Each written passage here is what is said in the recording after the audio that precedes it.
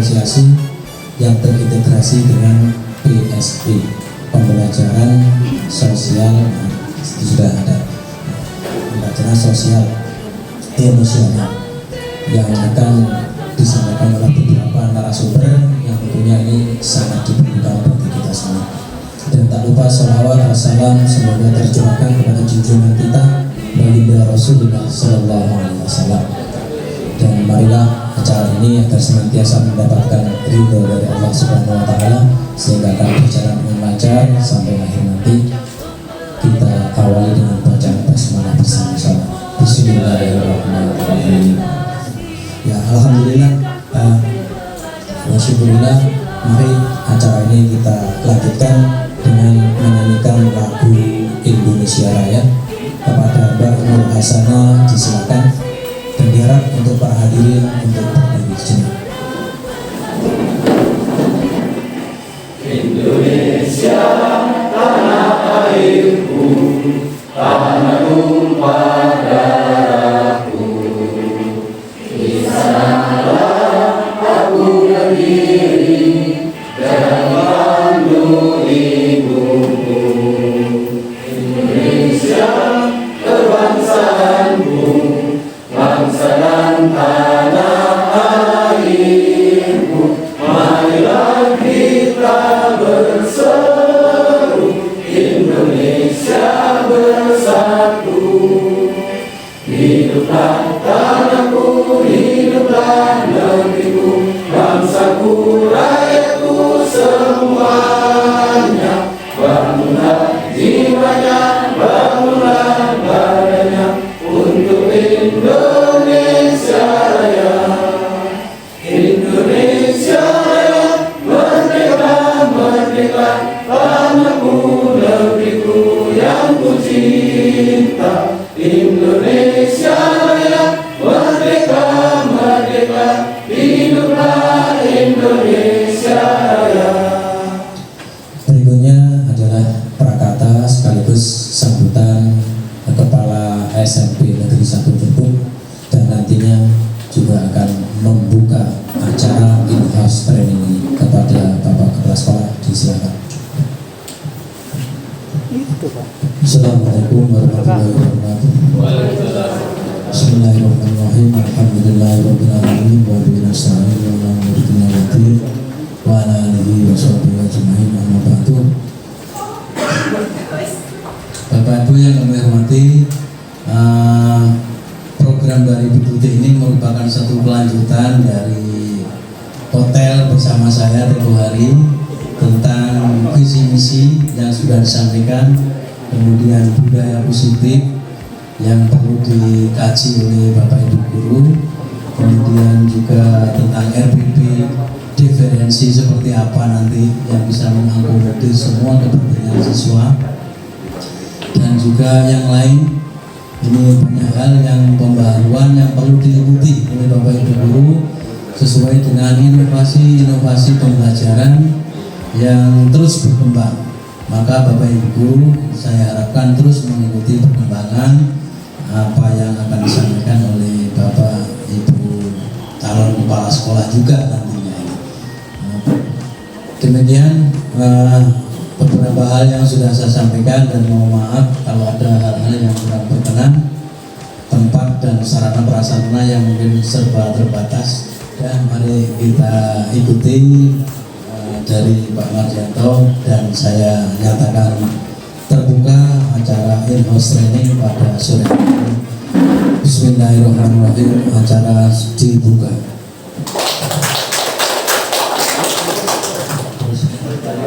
Demikian tadi sambutan dari Bapak Kepala Sekolah sekaligus membuka acara in-house training.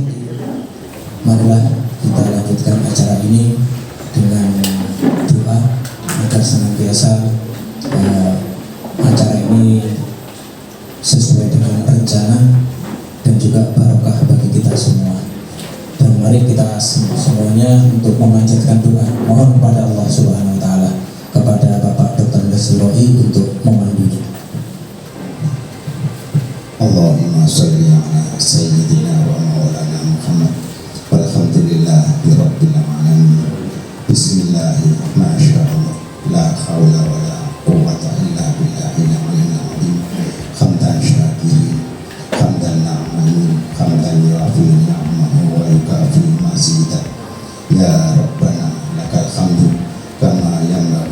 lijalalika karim wa azim sultan.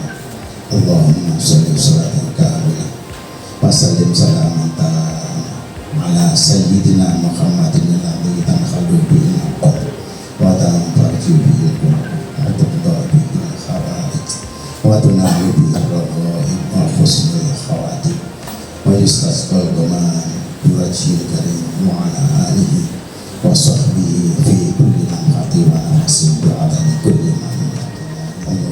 Subhana rabbika rabbil izzati amma yasifun wa salamun ala mursalin walhamdulillahi rabbil alamin. Rabbana taqabbal minna bi hurmatil Fatihah. Setelah selesai doanya, selesailah acara seremonial tentang IHT atau in-house training. Dan untuk selanjutnya adalah acara inti agar supaya kita tidak kepo misalnya apa sebenarnya yang dikatakan diferensiasi yang terintegrasi. Sepengetahuan saya ada integrasi itu matematika, ada istilahnya turunan integrasi. Tapi kalau dalam RPP atau dalam pembelajaran, tentunya kita termasuk saya belum tahu apa sebenarnya. Mari kita lanjut acara inti dan segera dipandu oleh Bapak Tuka. Kepada Bapak Tuka MPD kami silakan. Maaf, Assalamualaikum warahmatullahi wabarakatuh. Baik, kita mulai. Bismillahirrahmanirrahim. Assalamualaikum warahmatullahi wabarakatuh. Alhamdulillah wa syukurillah wa ni'matillah wa la haula wa la quwata illa billah. Yang terhormat Bapak Imam Nur Marsin selaku Kepala Sekolah SMP Negeri 1 Jebuk. Yang saya hormati teman-teman dari calon guru penggerak dari SMA Plus Sukowono, dari SMP Negeri 2 Jebuk, dari SMP Negeri 2 Arjasa, dan yang saya hormati teman-teman Bapak Ibu guru dan karyawan dari SMP Negeri 1 Jebuk beserta adik-adik praktikan dari UNHAS Jember. Baik, untuk pemateri pertama ini akan disampaikan oleh Bapak Saiful. Yang pertama Bapak Saiful Rahman SPD MPD dari SMA Plus Sukowono. Materinya nanti pembelajaran berdiferensiasi. Kemudian yang kedua nanti akan disampaikan oleh Bapak Eko Mulyautomo dari SMA Plus Sukowono juga. Kemudian yang ketiga nanti materi yang terakhir implementasi dari RPP interaktif yang berdiferensiasi yang terintegrasi dengan PSE, pembelajaran sosial dan emosi, bukan emosional ya, sama dengan emosi. Ya, nanti kita ikuti karena nanti sama-sama emosi atau gimana nanti ya, emosional, emosi. Jadi RPP yang tentunya kita belum memahami apa RPP interaktif yang berdiferensiasi yang terintegrasi dengan PSE. Nah, baik, untuk acara yang pertama akan disampaikan oleh Bapak Saiful. Kepada Bapak Saiful disilakan. Terima kasih. Mohon izin Pak Imam, mohon izin Pak Basuki, mohon izin Bapak-bapak. Ini sungguh luar biasa kami berada di SMP 1 Jebuk ya. Baik, bismillahirrahmanirrahim. Assalamualaikum warahmatullahi wabarakatuh. Selamat siang. Syukur alhamdulillah kita berada di sini, berada bersama di sini. Mohon izin saya tidak lebih pada kalau tadi Pak Tuka menyampaikan narasumber, kayaknya benar kalau narasumber sini. Jadi lebih pada berbagi. Jadi berbagi apa yang mungkin kita ketahui terlebih dahulu. Mungkin bisa juga Bapak Ibu atau adik-adik ini juga PPL ya, PPL dari mana? Dari UNHAS ya. UNHAS ya. Mungkin lebih tahu terlebih dahulu seperti itu. Apa sih yang dimaksud dengan pembelajaran yang berdiferensiasi, yang terintegrasi dengan PSE? Harus ada komunikasi interaktif. Dari siapa? Dari guru dengan siswa. Dari ada konten yang harus kita pelajari, ada sumber belajar, ya, ada perubahan baik perubahan itu kognitif, psikomotor maupun afektif. Oke. Pembelajaran berdiferensiasi ini dilanjut Pak Eko. Ya, kalau kita melihat sepotong dari apa itu pembelajaran dan berdiferensiasi, kalau kita lihat pembelajaran itu artinya proses interaksi peserta didik dengan pendidik dan sumber belajar pada suatu lingkungan belajar. Itu disampaikan oleh Bu Sumartini ya. Diferensiasi apa artinya diferensiasi? Diferensiasi itu adalah kalau kita lihat di ada guru bahasa Inggrisnya di sini.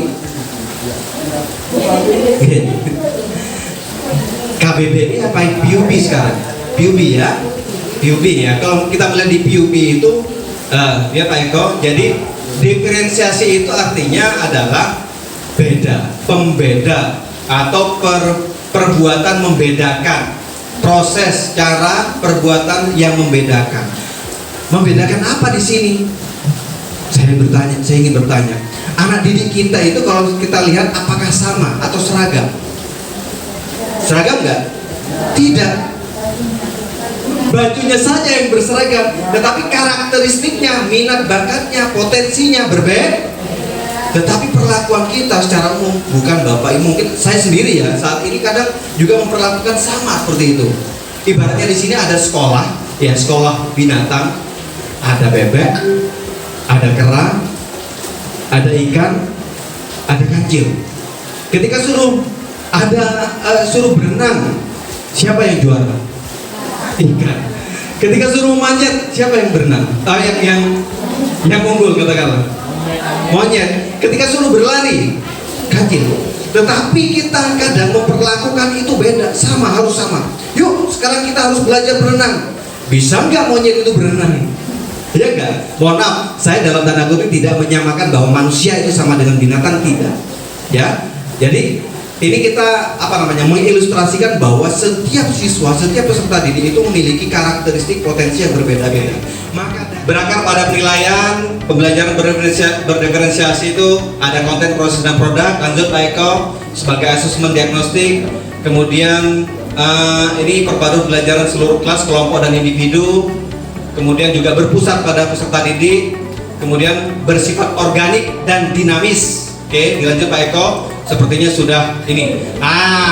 Harapannya dari Bapak Ibu ketika melaksanakan pembelajaran berdiferensiasi yang dituangkan di dalam RPP, capaian tujuannya adalah kita ada well-being ekosistem sekolah. Jadi pembelajaran yang aman, nyaman dan menyenangkan, sehingga tercipta nanti pelajar yang memiliki profil pelajar Pancasila. Ada 6 intinya. Nanti akan kita bahas di kegiatan berikutnya. Demikian Bapak Ibu sebagai mungkin pembuka di pembelajaran berdiferensiasi ini, semoga bermanfaat bagi kita semua. Kurang lebihnya saya mohon maaf yang besar-besarnya. Semoga di kegiatan-kegiatan berikutnya kita akan bertemu kembali. Assalamualaikum warahmatullahi wabarakatuh. Aplaus dulu untuk Mas Saiful. Terima kasih Pak Saiful telah memberikan materinya tentang pembelajaran berdiferensiasi. Tentunya ini memberikan semangat bagi kita semua bahwa tadi disampaikan oleh Bapak Saiful, pembelajaran berdiferensiasi itu ini salah satu strategi untuk melakukan pemetaan terhadap siswa peserta didik kita yang memang punya karakter yang berbeda-beda, sehingga perlakuannya pun harus berbeda-beda juga, sehingga itu kebutuhan belajar siswa itu harus sesuai dengan kesiapan belajar. Tadi readiness. Oh ya. Kemudian minat dan profil belajar peserta didik melalui diferensiasi konten tadi, proses dan produknya. Nah, itu yang disampaikan, kurang lebihnya seperti itu yang disampaikan oleh Bapak Saiful. Semoga ini bermanfaat. Dan nanti kalau ada pertanyaan saya letakkan di belakang Pak Saiful. Jadi setelah 3 pemateri nanti menyampaikan, baru sesi tanya jawab. Baik, untuk materi selanjutnya akan disampaikan oleh Bapak Eko tentang pembelajaran sosial dan emosional (PSE).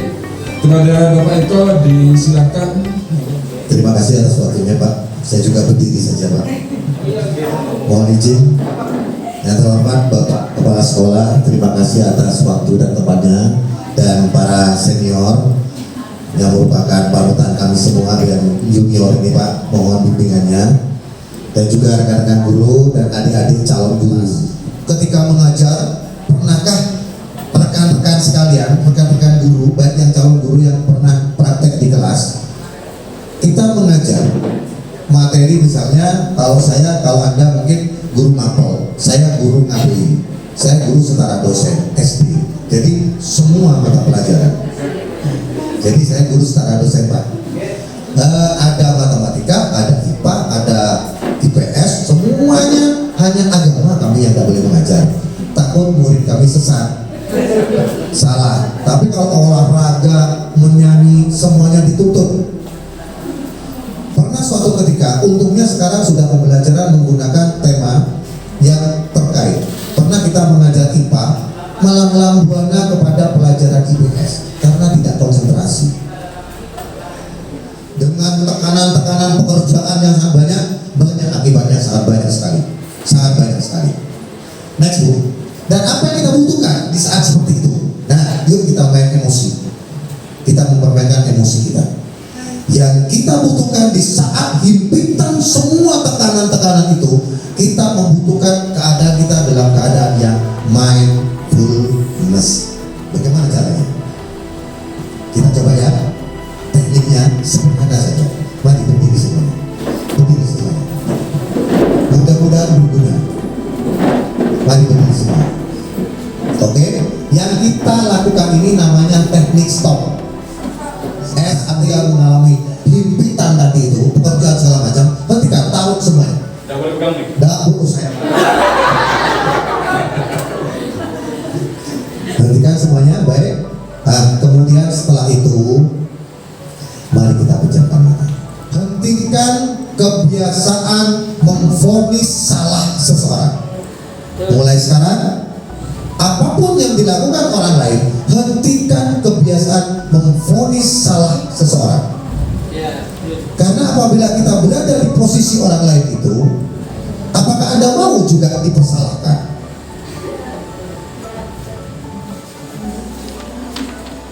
Jadi mulai sekarang, marilah ubah mindset kita. Siswa kita bukan mesin. Siswa kita adalah manusia yang memiliki kodrat alam, manusia yang memiliki keinginan. Pengetahuan yang mereka miliki berdasar dari bangunan yang terkecil, hubungan yang baik. Ingat, hubungan yang positif, diyakini dan dipercaya akan menambah umur. Katanya siapa Pak? Katanya mobil, saya baca.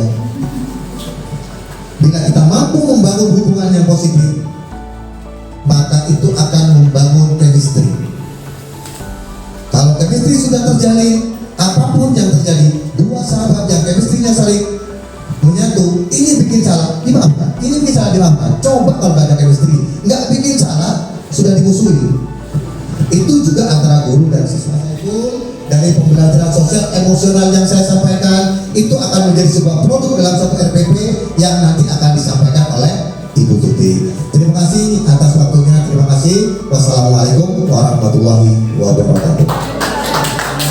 Tadi materi yang disampaikan oleh Bapak Eko tentang pembelajaran sosial dan emosional PSE sudah panjang kali lebar Pak Eko. Jadi intinya tadi yang disampaikan oleh Pak Eko tentang PSE itu tentang penerapan 5 kompetensi guru sudah ada di PPT-nya tadi, yaitu yang pertama pengenalan atau kesadaran diri yang tadi langsung dipraktekkan tentang teknik stop ya, teknik metode stop tadi sudah teknik stop. Kemudian pengelolaan diri yang kedua, yang ketiga kesadaran sosial, dan yang keempat keterampilan berhubungan sosial, dan yang kelima pengambilan keputusan yang bertanggung jawab yang tadi pakai puts ya, problem, option, kemudian outcome dan choice tadi ya. Nah itu yang disampaikan oleh Bapak Eko, semoga ini bermanfaat bagi kita semua dan bisa nanti dimasukkan dalam RPP yang kita buat. Untuk selanjutnya akan disampaikan oleh Ibu Tuti untuk materi berikutnya, yaitu implementasi dari RPP interaktif yang berdiferensiasi yang terintegrasi dengan PSE. Kepada Ibu Titi, silakan. Yang pentingnya, Assalamualaikum warahmatullahi wabarakatuh. Teman-teman JKP saya itu semuanya hebat-hebat ya. Ini bapak-bapak tadi itu adalah senior juga di dalam JKP. Saya ini merasa gimana ini yang akan saya sampaikan apa sudah sangat jelas dan sepertinya sudah dijelaskan semua gamblang segamblang-gamblangnya. Akhirnya di sini saya akan menyampaikan implementasinya saja, karena secara teori, secara konsep kita sudah mungkin sangat paham dengan adanya ulasan dari bapak-bapak yang tadi. Jadi selanjutnya bagaimana sih untuk mengemas segala konsep yang sudah kita pelajari tersebut dalam sebuah pembelajaran atau rencana pelaksanaan pembelajaran atau RPP, di mana RPP kita nantinya akan termuat dengan pembelajaran berdiferensiasi dan juga terintegrasi dengan pembelajaran sosial emosional. Kemudian apa yang menjadi dasar penerapan pembelajaran berdiferensiasi dan pembelajaran sosial emosional? Bukan jadi tegang ya. Coba ini ya, minta tolong Bapak Ibu berdiri aja sejenak supaya saya juga ini emosi sedang khawatir. Jadi ini ya. Kita kalau saya ini kan mantan pelatih pramuka dengan Pak Bas, mana ya Pak Bas? Coba kita mungkin sama dengan Bu Zuro caranya ya. Jadi kita coba bangun lagi konsentrasi kita. Saya inginkan Bapak Ibu sekarang tepuk 1, tepuk 3, tepuk 2, tepuk 13. Ya betul. Jadi rekan saya yang benar bahwa tepuk 13 itu sebetulnya adalah tepuk pramuka Bapak Ibu. Jadi saya ulangi, tepuk 3, tepuk 1, tepuk 2, tepuk 1, tepuk 13. Terima kasih. Ini sebetulnya dasarnya adalah Permen Kemendikbud ya nomor 20 tahun 2018 tentang pendidikan penguatan karakter. Nah ini sebetulnya sudah tahun 2018 ada, di mana PPK ini diterapkan pada satuan pendidikan formal ya. PPK adalah gerakan pendidikan di bawah tanggung jawab satuan pendidikan untuk memperkuat karakter peserta didik melalui harmonisasi olah hati, olah rasa, olah pikir, dan olahraga yang kita sebut dengan cipta, rasa, dan karsa. Nah ini juga harus melibatkan dan harus adanya kerjasama antara satuan pendidikan, keluarga, dan masyarakat sebagai bagian dari gerakan nasional revolusi mental atau yang kita kenal dengan GNFM. Dan itu melalui pembiasaan yang sepanjang waktu dalam kehidupan sehari-hari. Nah, bagaimana mengimplementasikan semua itu? Ada 4 cara dalam pembelajaran sosial dan emosional. Yang pertama adalah bahwa PSE itu mengajarkan keterampilan sosial emosional. Jadi fokus kita pada kali ini, pertemuan kali ini adalah mengintegrasikan KSE dalam praktek mengajar melalui penyusunan rencana pelaksanaan pembelajaran atau RPP. Terus bagaimana cara mencantumkan atau memuat PB atau pembelajaran berdiferensiasi dan PSE-nya? Di sini saya coba ya. Jadi ini dari kegiatan pendahuluan. Dari kegiatan pendahuluan setiap kita masuk dalam proses pembelajaran pasti melakukan seperti persepsi, motivasi, misalkan dari kegiatan awal rutin. Awal rutin biasanya di awal pembuka pembelajaran kita mesti berdoa. Kemudian ada kalau kita tuh ya Pasagenta. Nah dalam berdoa di sini sudah sebetulnya kita sudah mempraktekkan KSE, yaitu kesadaran diri dan pengelolaan diri. Dimana pada sini kita mencoba mencapai mindfulness dengan berdoa itu dengan seperti kita bisa memetakan kesiapan belajar berdasarkan minat belajar dan profil belajar, sehingga nantinya dari hasil pemetaan tersebut kita bisa melanjutkannya dengan sebuah keputusan untuk dalam pembedaan diferensiasi konten atau materi yang akan kita berikan berdasarkan minat belajar siswa. Bisa jadi sumber belajar itu tidak hanya di video, ada di lingkungan dan sebagainya. Jadi kita dekatkan kebutuhan belajar mereka itu dengan minat yang mereka inginkan. Jadi kita itu juga menegakkan kebutuhan belajar siswa dari proses belajarnya. Kadang anak-anak itu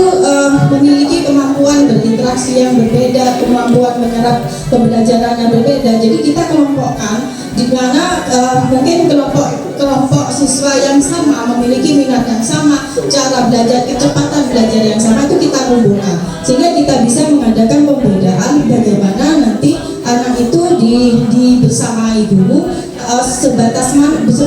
seberapa persen guru itu memberikan bantuan pembelajaran kepada siswa. Kadang kan ada siswa yang sudah bisa berlari. Nah itu sebetulnya walaupun tanpa guru mereka sudah bisa belajar sendiri. Nah ini mungkin bisa kita lepas, kita lebih kepada memperhatikan kepada yang masih betul-betul membutuhkan presentasi perhatian yang lebih.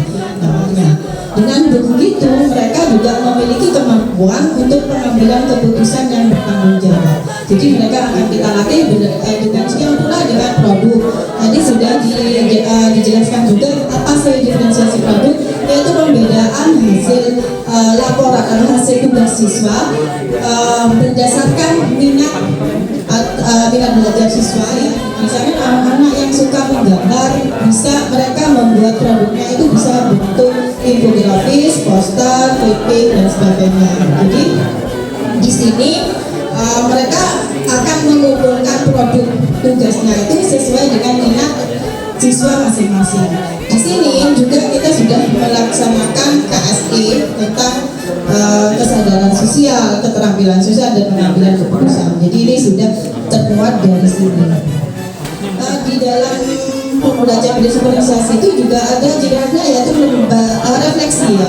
Jadi kita tuh harus melakukan refleksi tentang apa, tentang pembelajaran yang sudah kita laksanakan dalam kelas tersebut. Apa isinya, yaitu merefleksi diri kita, apa yang sudah kita dapat, apa yang kita rasakan, kemudian kita hasilnya apa dan kedepannya itu mau apa. Setiap minggu kita selalu melakukan itu.